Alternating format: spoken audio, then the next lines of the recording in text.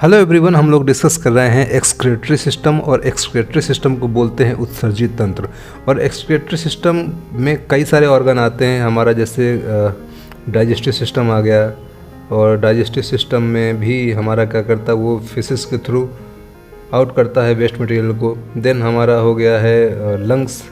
Lungs क्या करता है, CO2 के फॉर्मेशन में है ना, CO2 को बाहर करता है। उसके बाद अब बात करें किडनी, यूरिन में। किडनी में तो यूरिन हो गया, यूरिन क्या कर, यूरिन के थ्रू ही वेस्ट मटेरियल आउट होते हैं।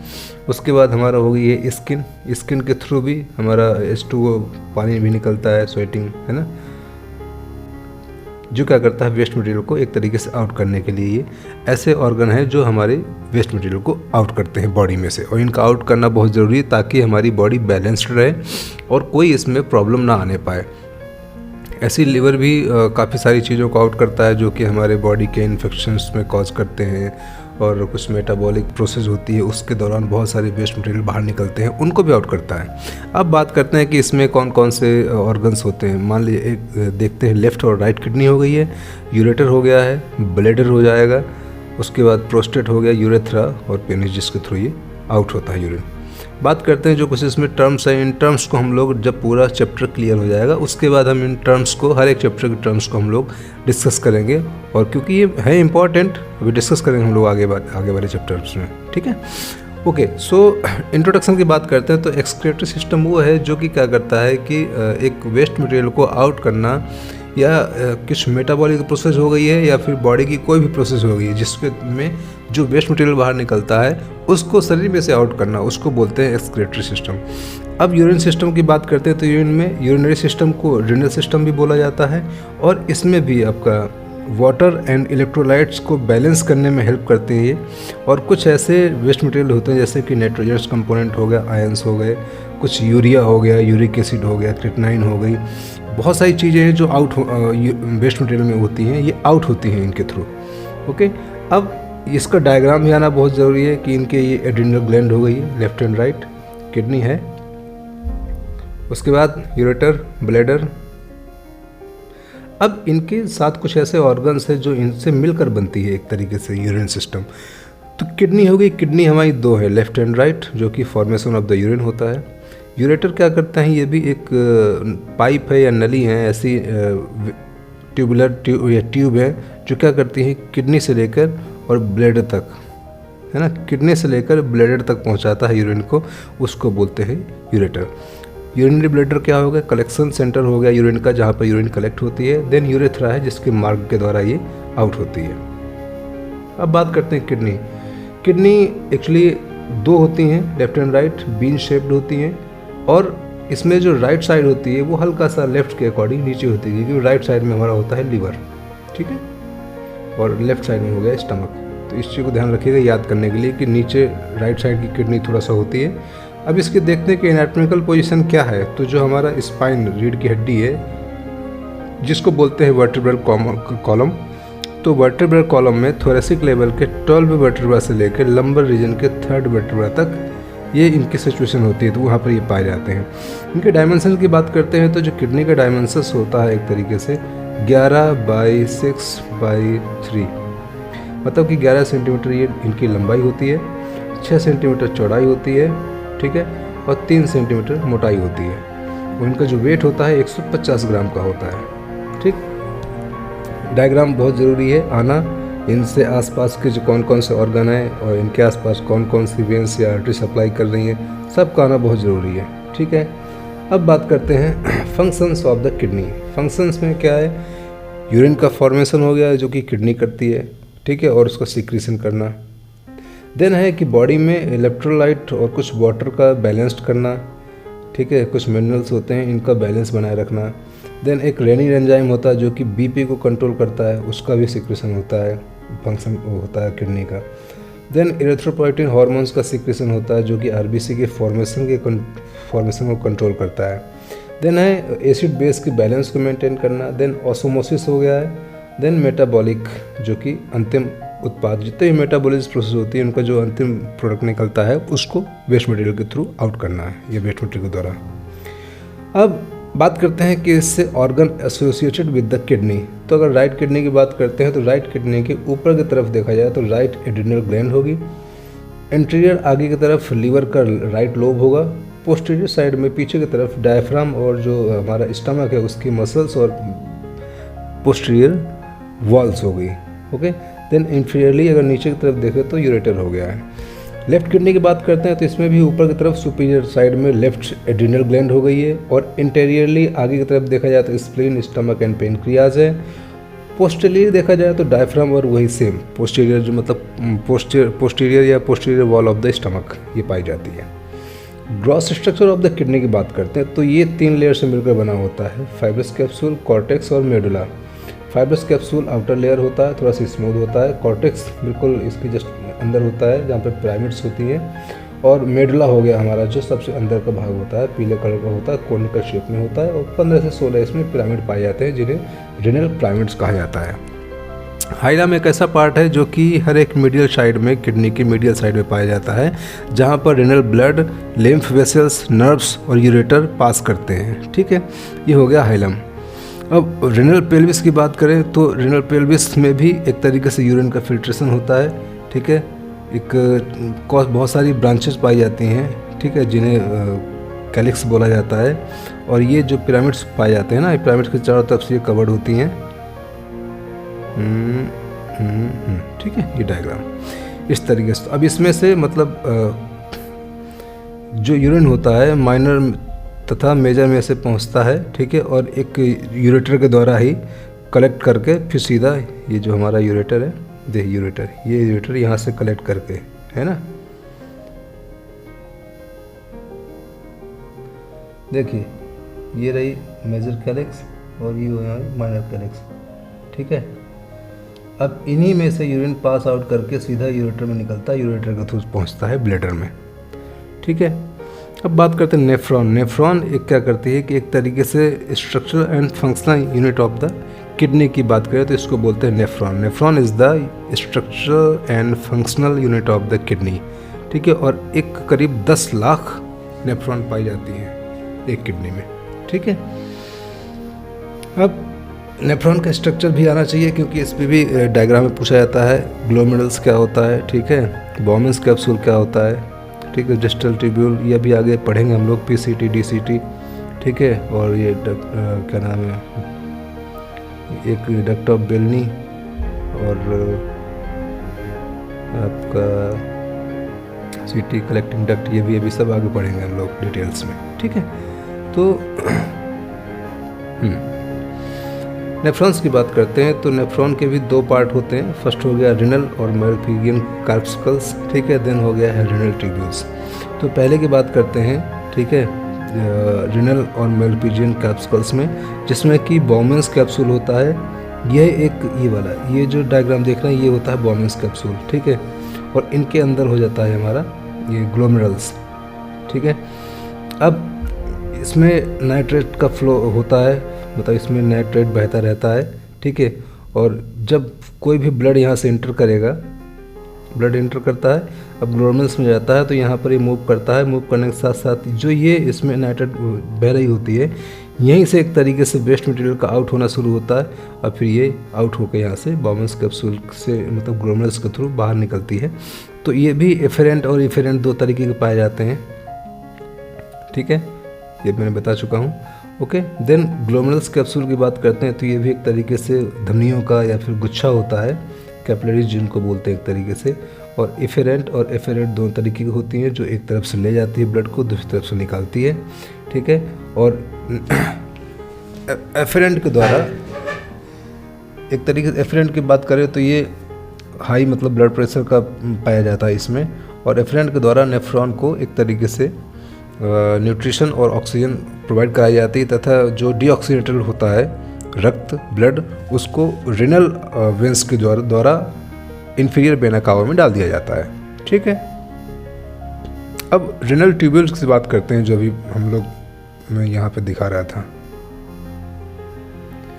ये रिनल ट्यूब्यूल है। ठीक है, अब इसके बारे में हम लोग डिस्कस कर रहे हैं। तो रिनल ट्यूब्यूल में 3 से 4 सेंटीमीटर लंबी नलिका होती है, ठीक, ट्यूब ऐसी होती है जो 3 to 4 सेंटीमीटर लंबी होती है, जिसमें कि PCT प्रॉक्सिमल पास का कन्वर्टेड ट्यूब्यूल्स होता है, ठीक है। लूप ऑफ हेनली जो यू शेप में होता है, ठीक है, जो भी लास्ट में दिखाया था मुझे कंफर्म नहीं हो पा रहा था। देन है DCT जो कि डिस्टल कन्वोल्यूटेड ट्यूब्यूल्स, उसके बाद है कलेक्टिंग ट्यूब्यूल्स जो भी बता रहा था मैं। देन डक्ट ऑफ वेलनी हो गई, ठीक है। अब यही जो एक नेफ्रॉन में एक किडनी में 10 लाख नेफ्रॉन्स होते हैं, परंतु जो इनमें बेलनी डक्ट ऑफ बेलनी है वो 15 से 20 होती हैं, ठीक है। और यही हेल्प करती हैं रेनल को या यूरिन को इधर से उधर पहुँचाने में, ओके। देन नर्व सप्लाई की बात करते हैं तो ऑटोनोमस सिस्टम के सिंपैथेटिक व पैरासिम्पैथेटिक नर्व सप्लाई के द्वारा ही जो ब्लड वेसल्स के आकार को नियंत्रण किया जाता है, ठीक है। मतलब नर्व सप्लाई जो होती है उसी के थ्रू ही जो हमारी ब्लड सप्लाई की वेसल्स है उनको कंट्रोल किया जाता है, ठीक है, सिंपैथेटिक व पैरासिम्पैथेटिक के हिसाब से। अब बात करते हैं फॉर्मेशन ऑफ द यूरिन। तो मेन तो वर्क ही है कि यूरिन का फॉर्मेशन करता है, ठीक है, और किडनी के द्वारा यूरिन का फॉर्मेशन होता है और आगे जाकर कलेक्ट भी होता है और बाहर वापस रीअब्जॉर्ब होता है, उसके बाद फिर जाके एक्सक्रीट आउट होता है, ठीक है। तो हमारा फर्स्ट हो गया है सिंपल फिल्ट्रेशन या ग्लोमेरुलस फिल्ट्रेशन, अभी बताया था बाउमन्स कैप्सूल के अंदर जो बहुत सारी कैपिलरीज होती हैं वो ग्लोमेरुलस फिल्ट्रेशन हो गया। देन ट्यूबुलर सेलेक्टिव रीऑब्जर्वेशन जो ट्यूब बताई थी, ठीक है, डक्ट ऑफ वेलनी या कन्वर्टेड ट्यूब्यूल जो यू शेप की होती है, इनमें से दोबारा से एक तरीके से रीऑब्जर्वेशन होता है। देन सीक्रेशन होता है जो कि ये आउट करती है बाहर, ओके। तो फर्स्ट की बात करते हैं जिसमें कि एक तरीके से फिल्टर के रूप में काम करता है, जिसमें कि एफेरेंट आर्टरियोल्स होती है, ठीक है, जिसका थोड़ा सा ग्लोमेरुलस जब ये ग्लोमेरुलस में से होकर गुजरता है बाउमन्स कैप्सूल में से, यहाँ पर जब ये कैपिलरीज है, ठीक है, यहाँ से ये आई है एफेरेंट, ठीक है, यहाँ से निकली है इफेरेंट। जब ये यहाँ से होकर गुजरता है तो इनके जो कैपिलरीज होती है इसमें हाइड्रोस्टैटिक प्रेशर अराउंड 55 mmHg होता है, ठीक है। और इसमें दबाव के कारण जो इसका ब्लड का जो प्लाज्मा है ना, तो ये कुछ ग्लोमेरुलस में पहुँच जाता है, परंतु जो ब्लड सेल्स होती हैं ये बड़े इसके जो अणु होते हैं, बड़े मॉलिक्यूल्स होते हैं, वो अंदर नहीं पहुंच पाते हैं, ठीक है।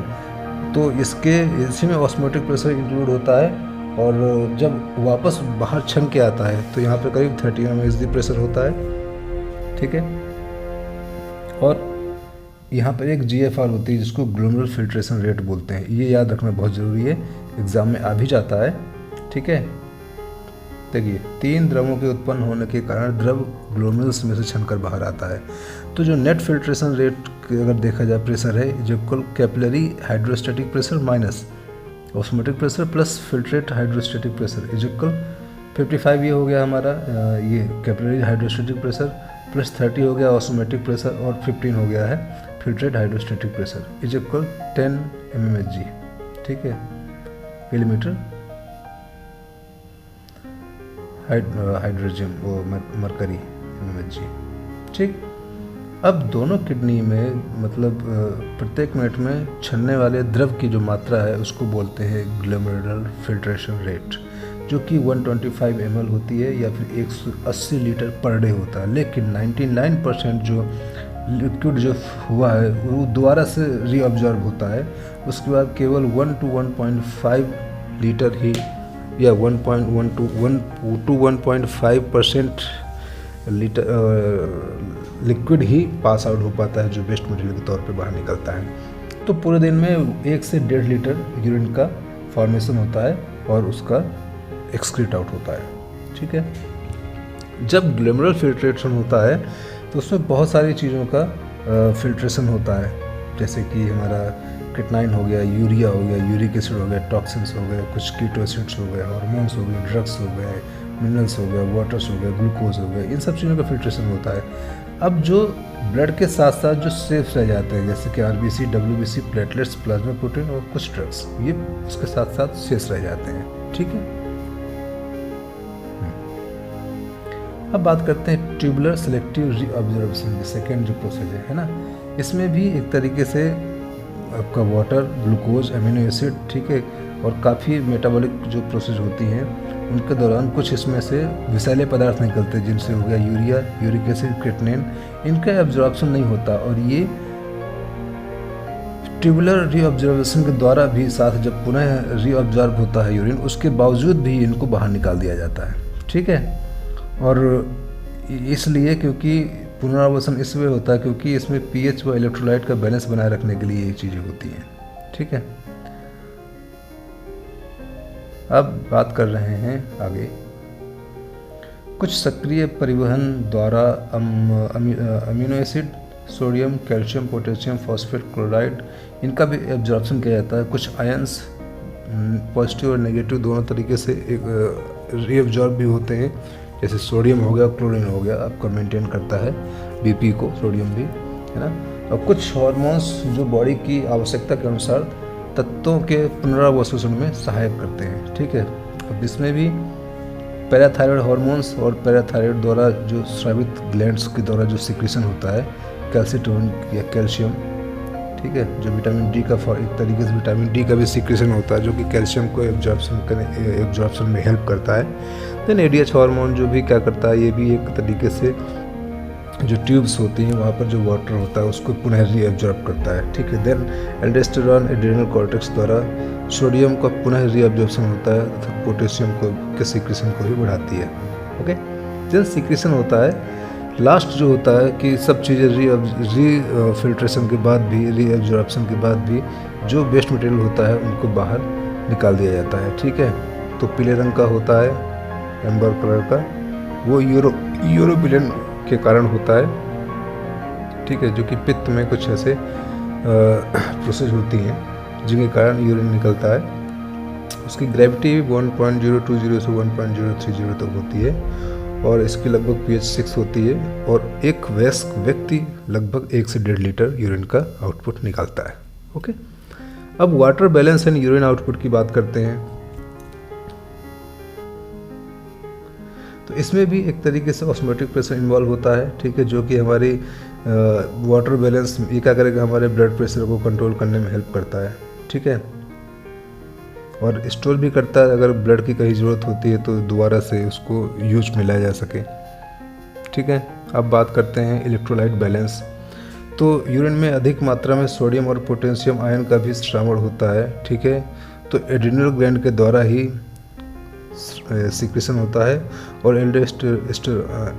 एल्डोस्टेरॉन हार्मोन्स के द्वारा किया जाता है। सोडियम के अधिक मात्रा में जो यूरिन में जो सिक्रीशन होता है नेफ्रॉन्स के सेल्स के द्वारा रेनिन एंजाइम उत्पाद किया जाता है जो क्या करता है, बीपी को कंट्रोल करता है। ठीक है, बाकी ये प्रोसेस नोट कर लीजिएगा, बाइकार्बोनेट आयन से कार्बोनिक एसिड, ठीक है, अमोनिया फॉर्मेशन और ये हाइड्रोजन फॉस्फेट और डिहाइड्रोजन फॉस्फेट का फॉर्मेशन कैसे होता है। कंपोजिशन ऑफ यूरिन में देखें तो 96% वाटर, 2% यूरिया और 2% पोटेशियम होता है। ठीक है, अब बात कर रहे हैं यूरेटर। यूरेटर क्या होता है कि दोनों किडनी में से जुड़ी हुई होती है, नली पाई जाती है एक एक, दोनों सिंगल सिंगल से, जो जाकर सीधा यूरेटर में डालती हैं और ये 25 से 35 सेंटीमीटर लंबी होती है तथा इनका जो डायमीटर होता है 3 mm होता है और प्रत्येक यूरेटर पेरिटोनियम के पीछे तथा 100 मसल्स होती हैं जिनके सामने से निकलती हैं। ओके, और ये पेल्विस कैविटी में जाके एंटर करती हैं। ठीक है, जहाँ पर पोस्टीरियर लेटरल सतह में प्रवेश करता है। किडनी पर यह सक्रिय होती है तथा मूत्राशय के पास चौड़ी होती हैं। ठीक है, ये स्ट्रक्चर भी देख सकते हैं। ठीक है, अब डायग्राम बहुत ज़रूरी आना, डायग्राम सब लोग बना लीजिए, आना भी चाहिए, क्या क्या उनको पॉइंट्स को भी एक हाईलाइट करना होता है। ठीक है, स्ट्रक्चर की बात करते हैं तो जो इनकी लेयर होती है 3 लेयर से मिलकर बनी होती है, आउटर कवरिंग, ठीक है, मिडिल लेयर और इनर लेयर। ठीक है, तो जो एक कनेक्टिव टिश्यू से मिलकर बनती है आउटर जो लेयर होती है कनेक्टिव टिश्यू से, सेकेंड लेयर होती है उसको थोड़ा सा स्मूथ मसल से मिलकर बनती है और थर्ड लेयर होती है वो ट्रांजिशनल एपिथेलियम टिश्यू से मिलकर बनती है जो कि कॉन्ट्रैक्शन और रिलैक्सेशन में हेल्प करती है। Then functions of the ureter. Function of the ureter की देखें तो यूरेटर का मेन काम का ये होता है कि ये रीनल पैली में से और ब्लैडर तक यूरिन को पहुंचाता है। ठीक है। और इसके कॉन्ट्रैक्शन में से ही, जैसे पंप में से हवा भरते हैं, इस तरीके से हवा खिंचती है और मतलब यूरिन खिंचता है और सीधा वहाँ पहुँच जाता है ब्लैडर तक, ठीक है। इसको पेरिस्टाल्सिस वेव के द्वारा ही हमने जो पढ़ा है कि पेरिस्टाल्टिक्स वेव ही काम करती हैं, जो कि आगे की तरफ खिसकाती जाती हैं, सरकाती जाती हैं। ओके, अब बात करते हैं ब्लैडर की। ब्लैडर क्या होता है कि ब्लैडर भी एक तरीके से नाशपाती के आकार का एक हॉलो ऑर्गन्स होता है, जो कि पेल्विक कैविटी में प्रेजेंट होता है, और ये इसका काम करता है रिजर्वायर का, एज ए रिजर्वायर, जहाँ पर collection centre of the urine है ना।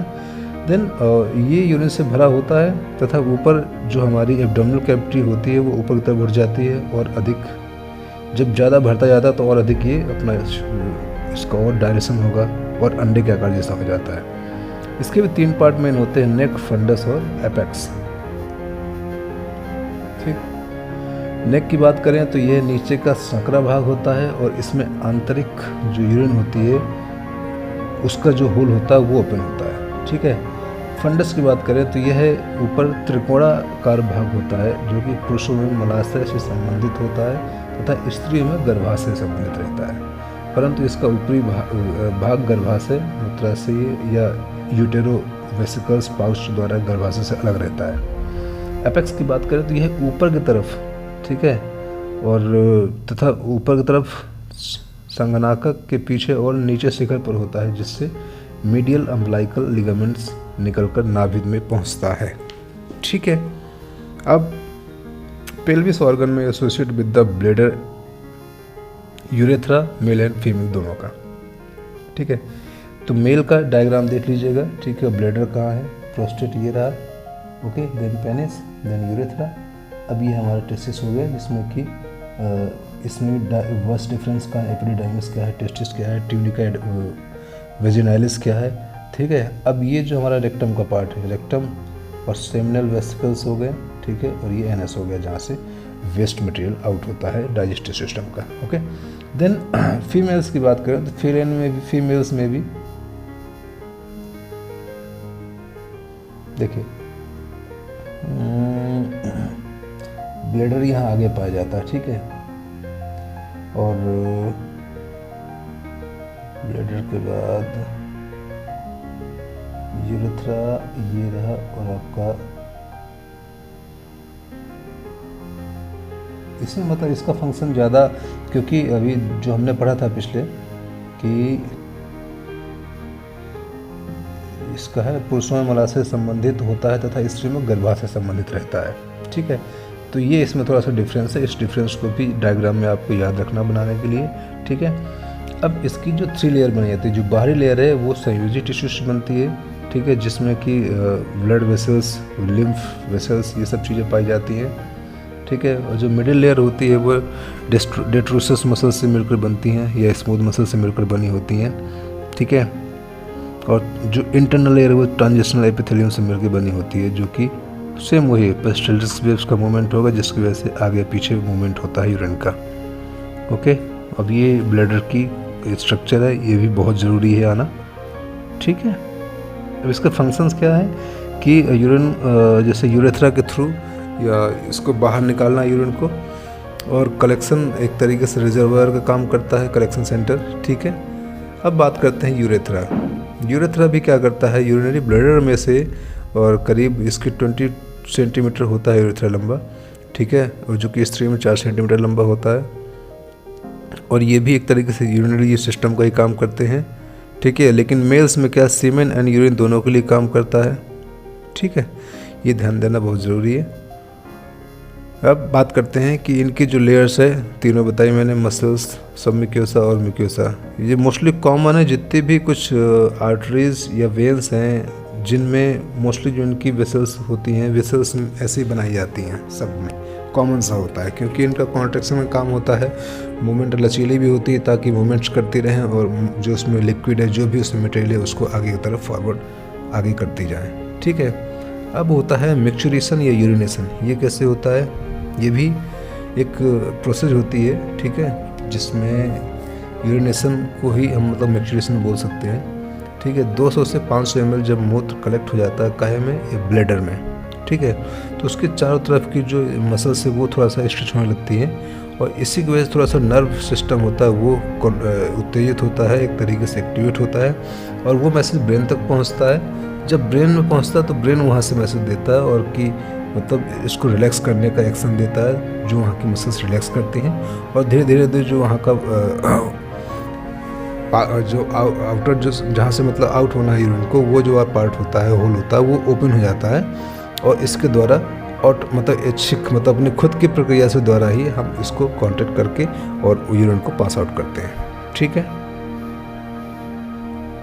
अब डिजीज कंडीशन है जो कि क्या कहते हैं कि ग्लोमेरुलोनेफ्राइटिस, ग्लोमेरुलस की इन्फ्लामेटरी अवस्था होती है, जिसमें क्या होता है किडनी या बॉडी में से उपस्थित एंटीजन या एंटीबॉडी संयुक्त होकर ग्लोमेरुलस को नष्ट कर देती हैं। तो ये कंडीशंस है, बीमारियां हैं जो मोस्टली नहीं पूछी जाएंगी, लेकिन हो सकता है पूछ भी जा सकता है, जीएनएम में पूछा भी जा सकता है, ठीक है। हेमेटूरिया क्या होता है, ब्लड में उसमें यूरिन में आरबीसी की प्रेजेंस हो जाती है, ठीक है, जिसमें कि थोड़ा सा रेडिश सा आना शुरू हो जाता है यूरिन, ठीक है, तो उसको बोलते हैं हेमेटूरिया, ठीक है। देन प्रोटीन यूरिया, मतलब कि प्रोटीन आना शुरू हो जाता है यूरिन में। ये कुछ ऐसे टर्म्स होती हैं जो जब यूटीआई ये यूरिन कल्चर की रिपोर्ट आती है या फिर यूटीआई का एग्जामिनेशन होता है, उसमें सब चीज़ें पाई जाती हैं। देन नेफ्रोटिक सिंड्रोम क्या होता है, ग्लोमेरुलस के नष्ट हो जाने पर जो ग्लोमेरुलस की झिल्ली वो भी क्षतिग्रस्त हो जाती है, जिससे कि प्लाज्मा प्रोटीन छन कर फिल्ट्रेशन में आ जाते हैं, और प्लाज्मा ऑस्मोटिक प्रेशर कम होने पर और रक्त के दाब में कमी व शरीर में एडीमा उत्पन्न हो जाता है, ठीक है, क्योंकि प्रेशर कम होता है तो चारों तरफ फैल जाएगा, तो पूरे शरीर में एक तरीके से स्वेलिंग आना शुरू हो जाती है, ठीक है। इनके भी मुख्य निम्न लक्षण होते हैं, जैसे यूरिन में अधिक मात्रा में प्रोटीन यूरिया, और ब्लड में एल्बुमिन प्रोटीन का स्तर कम होना, ठीक है, शरीर में दर्द रहित सूजन जिसको एडिमा बोलते हैं, और रक्त में अत्यधिक फैट की उपस्थिति, ये भी होता है ना। अब acute pyelonephritis, hypertension and kidney, acute renal failure, ये सब टर्म्स एंड कंडीशन है जो कि याद होनी चाहिए कि हमें ये किसमें यूरिन से रिलेटेड है और नेफ्रॉन से रिलेटेड है, ठीक है। रीनल फेलियर कब होता है, जब ग्लोमेरुलर फिल्ट्रेशन में कमी हो जाती है। 3 प्रकार होता है, ठीक है, प्रीरेनल, रीनल और पोस्ट रीनल, ठीक है। अब क्रोनिक रीनल फेलियर, जब किडनी में 75% से ज़्यादा फंक्शनल और स्ट्रक्चरल जो रूप से एक तरीके से डैमेज हो जाता है, तो यह अवस्था पुनः सामान्य नहीं हो सकती है, तो किडनी अपन काम करना बंद कर देती है, अपना काम करना, ठीक है, जिसकी वजह से शरीर में बहुत सारी प्रॉब्लम आना शुरू हो जाती है, यूरेमिया, ठीक है, पॉलीयूरिया, एसिडोसिस, इलेक्ट्रोलाइट इम्बैलेंस हो गया, एनीमिया हो गया, ठीक है। देन रीनल कैल्कुलाई की बात करते हैं, किडनी में कैल्शियम है ना, ये एक तरीके से पथरी, ठीक है, तो ऑक्सलेट्स, फॉस्फेट और यूरेट और यूरिक एसिड व अन्य स्टोन का फॉर्मेशन करने वाले पदार्थ की मात्रा बढ़ने के कारण इनका जमाव किडनी, मूत्रनलिका या फिर ब्लैडर या यूरेटर में हो जाता है, ठीक है, जिसकी वजह से धीरे धीरे ये कठोर हो जाते हैं, इसलिए इनको बोलते हैं renal stone. Okay, next topic हम डिस्कस करते हैं स्किन।